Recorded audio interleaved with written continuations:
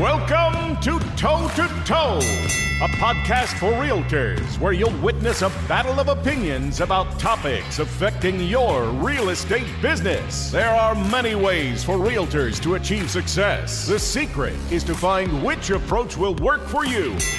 Now, always in your corner, here are your hosts, Jen Mertland and Monica Weekly.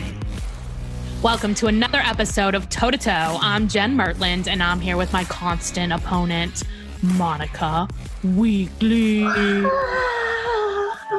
favorite. Each episode, we choose a different real estate topic to battle about, and we go toe to toe, arguing our differing opinions. We sure do. But no matter what we disagree on, we always agree on this, that the reason we're doing this, guys, is to help you find the path that feels authentic to you. There is more than one way to be successful in real estate. And what we want you to do is discover the way that feels right to you, which you can get behind, which you can stand on. That way, as you run down this path to success, you'll discover the life and the business that you've dreamed about. Sashay down the path. Oh, hey, okay. Hey, Getting fancy here at Toe to Toe. I like it. All right. So during today's throwdown, Jen and I will be duking it out over this. Let's say you're in the final hours of your contract and your client makes a mistake, makes a bad decision. For instance, the refrigerator is supposed to convey and the client moves the refrigerator out. Nobody realizes it until the 11th hour. What do you do? And how many times has this happened to you, Jen? I'd rather not count. Thank you. Exactly. It's not terribly often, but when it does, it's actually giving me a headache right now thinking about it. Thank you. Okay, breathe. All right. I'll go first on this. All right, go for it. So this does happen, of course. And if it has not happened to you, the listener, it will. Don't worry. The more deals that you do, the more often it will happen. Welcome. What I see most often is agents giving up their commission. And that makes my skin crawl. And I have given up my commission before because at some point you're like, it's just not worth it to fight with these people. But then there have been times that I'm like, specifically, I had a client, a seller, take a mirror in the bathroom.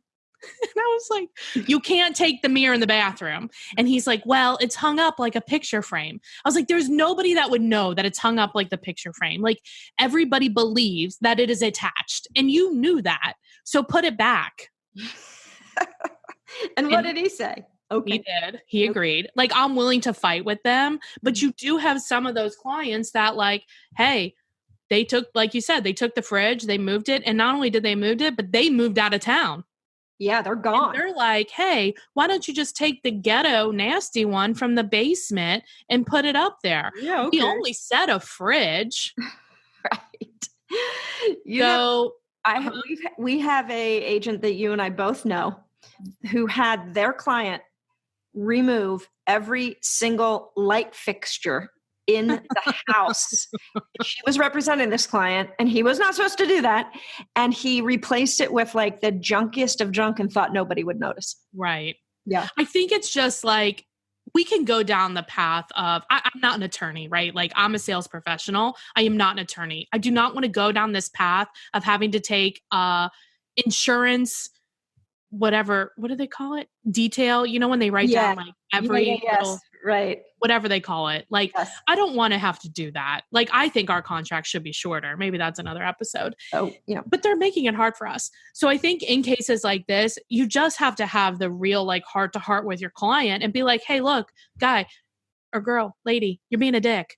Like, let's be nice here. And then you have to talk to the other agent and be like, I mean, I don't know what to do here, and see if there's a common ground, because sometimes the buyer doesn't care. They're like, well, I was going to replace it anyway. And in that case, you're like, great. But then I would not, if my client was being a jerk and they know that they're being a jerk. I've never had an instance where they're like, oh, I really didn't know. They freaking knew. Mm-hmm. And then I just wouldn't work with them again because I can't represent somebody that's like going to go wild like that. Like, we have to be honest. That's half the battle here.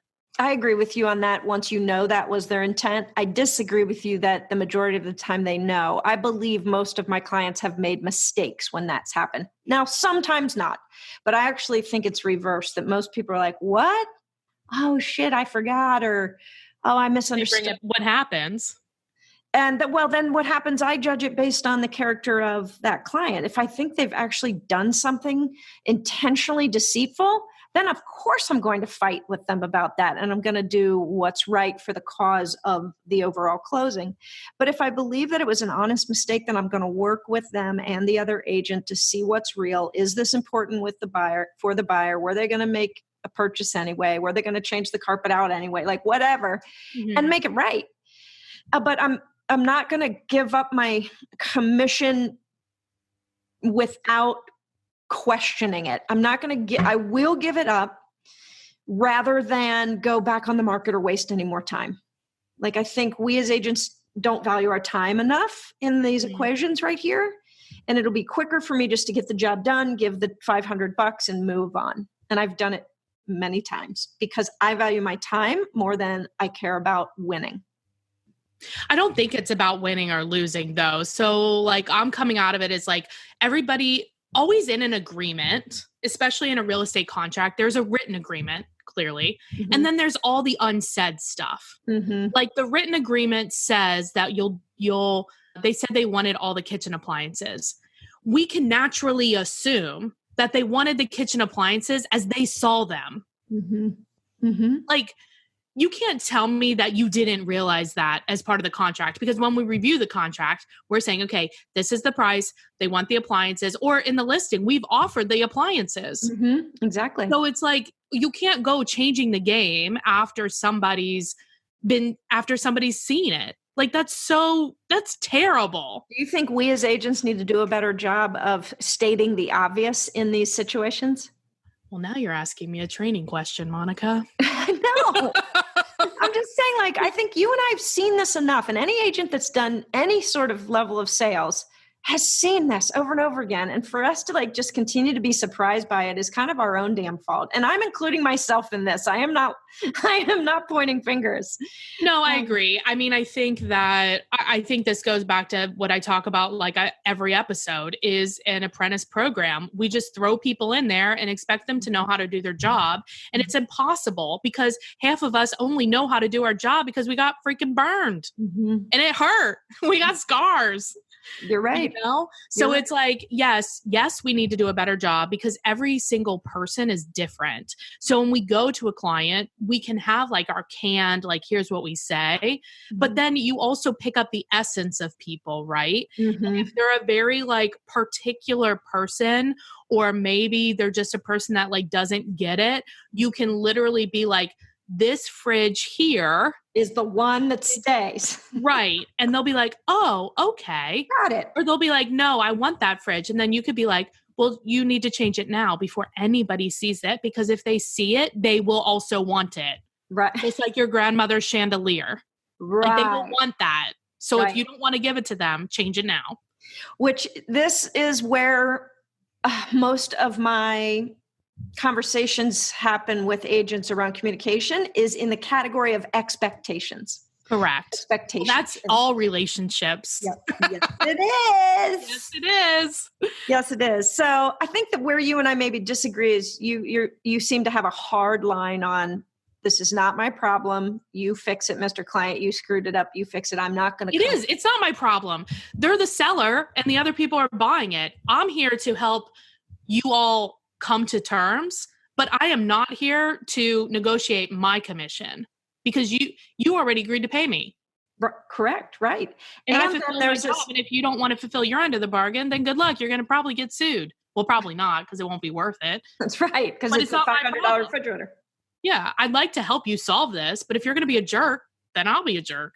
But that's just like winning on principle and not in like common practice or common sense practice of the amount of time that you're going to spend with that lawsuits that cast, or the back and forth, or the extension of the freaking contract, or relisting, God forbid. Like the time is not worth the 400 freaking bucks. I mean, sometimes it's not, and sometimes it is. Like in general, I agree with you. In general, like fighting over that stuff is, it's like most often silly. Right. Yeah, right. I just don't want it to be. And in general, I think that we are there to help the buyer and seller come to terms. And in general, I have a strong belief in wanting to make things right. I agree. However, right. And I think where I will agree with you is that agents are too quick to get their money. They're too quick. Girl. It's not, I bet those times that you didn't say, like, your first comment was, yes, I'll take care of that for you. You went down the road a little bit and tried to press them on it. I've seen agents where they're just like, yeah, it's $1,000. I'll take care of it. Let's go. Right. Without backing the client up against a wall a little bit and saying, dude, what happened here? Why don't you fix this? Help me. Yeah. Right. Help me help you. So I think too quick to give away our own money is definitely going on in our business. Well, and not asking enough questions. Right. Like, does the other party even care? Right. Like, I think in general, we don't ask enough questions. And I think in general, as agents, we don't communicate enough with each other verbally. Yes. I mean, it is the highest form of communication when you can do is to look somebody in the face and actually talk to them and ask questions. Yes, we should do it more. Ask questions. I think that might be another episode. That is. Yes, I agree. Lordy. All right. Well, I think we should go back to our corners here. Yes? Yes. Let's take a short break, hear a word from our sponsor, and when we return, we're going to have the final punches. Yay. Do you have an entrepreneur mindset? Do you believe in the power of building wealth versus just selling houses? There's a new kind of business model for realtors, and you owe it to yourself to see why top agents and teams are aligning their future with the fastest growing real estate company in the world. eXp Realty, tomorrow's brokerage today. For more information or a private discussion, go to the Toe to Toe Podcast Facebook page and send a private message telling us you'd like to learn more about eXp Realty. Welcome back. Now, before we ring the bell for the final round, Jen, have you talked to some agents about this subject in your extra rounds? Like, what are we seeing from the streets? We had a little bit of a street fight on this. I mean, in a lot of states, and this is one of the benefits of having this podcast is because we get to talk and communicate with people from all over. And a lot of states have attorneys. And so a lot of the answers were, we'll let the attorneys handle it. I mean, okay. And when you don't have one at your beck and call, what do you do?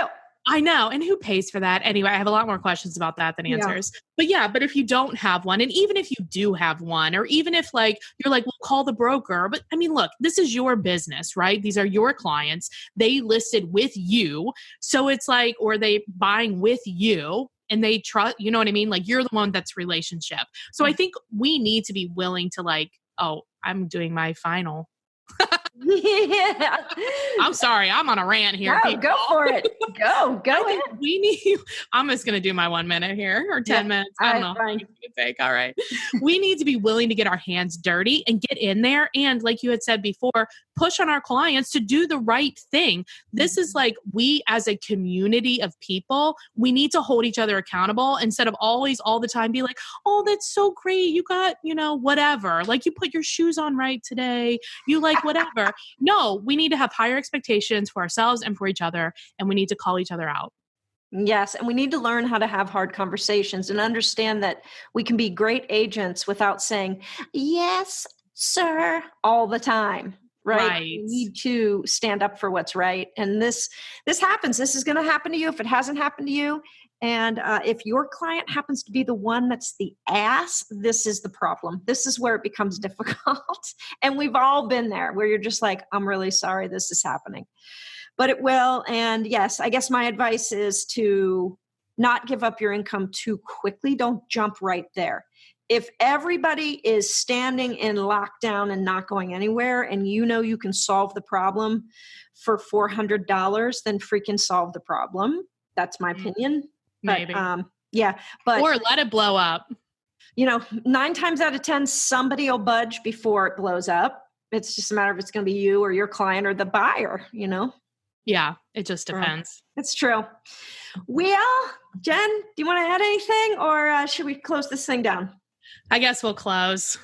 Real quick, I remember my buyer was buying a house with a pool, and clearly in the contract, it says all pool equipment, like literally. And we even wrote those words in extra. And the seller, I can't remember what exactly he took, but a bunch of shit that clearly is under the umbrella of all other equipment. And we were sitting at the closing table in a freaking standoff on this thing. Standoff. And my buyers were just pissed enough about the whole thing to freaking walk. And I knew it because they didn't really care. Yeah. And the seller didn't even want to be selling. And I thought, if I don't solve this problem right here, these two mofos are going to stand up from this table and they're going to walk away. And I almost was like, oh no, you're not walking away. Here's $500. I wrote a check right at the freaking table. I threw it at the guy. I'm like, this is ridiculous. And he's like, thank you very much. That's awesome. Yeah. That's so funny. It is ridiculous. It is. Yeah. And sometimes you have to do that. And sometimes you have to, even if the buyers and sellers or your clients are getting in their own way, you have to help them get out of their own way, kind of like you did. Like they said they didn't care, but they cared. Yeah. They cared. I mean, they wanted to, and he's, and maybe the seller said he didn't want to sell the house, but he did. I mean, he sold it. Right. So we got all the way there. Yeah. I mean, that's not even true, right? Because they could have not done. They followed 1,000 steps to get to where they were at. That's right. You're right. And I'm probably the sucker, but I wasn't leaving there without this deal. No, I get it. And I probably would have done the same thing as you. But it's like we also need to be nice to each other as agents. And our job is to help the buyer and the seller to get what they both want. It's not a matter of like winning or losing. It's like the seller wants to sell, the buyer wants to buy. Everybody has their own crap. Get out of the damn way and let's help them come to an agreement that works for them without our bias. Exactly. And then let's have a pool party and invite me over, you mofos. You owe me a margarita. That's right. Or 10. All right.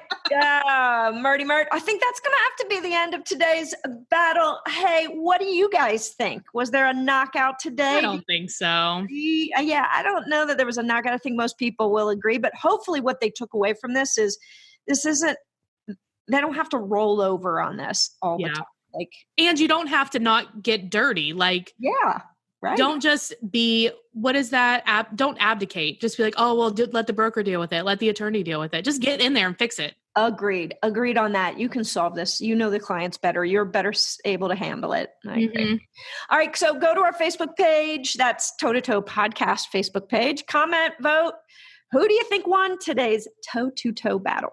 Yes, we hope you heard something in today's battle that will help you on your path to success and help you in your business. We appreciate you. Thank you, Monica. Bye, Jen. See you next time. Bye. Thanks for listening to this episode of the Toe to Toe Podcast. Make sure to hit the subscribe button so you get updates when new episodes are available. And we truly love feedback and would appreciate all likes, reviews, and suggestions for future topics.